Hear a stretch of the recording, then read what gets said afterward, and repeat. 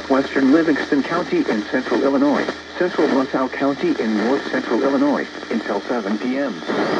At 6:18 p.m., a severe thunderstorm was located near Tonka, or 10 miles west of Streator, moving east at 30 miles per hour.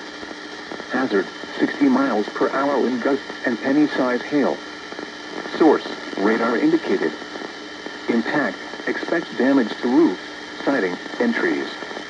Locations impacted include Tonka, Streator, Kangley, Grand Ridge, Leonore, South Streator, Loston, Cedar Point, and Marseilles. For your protection, move to an interior room on the lowest floor of a building.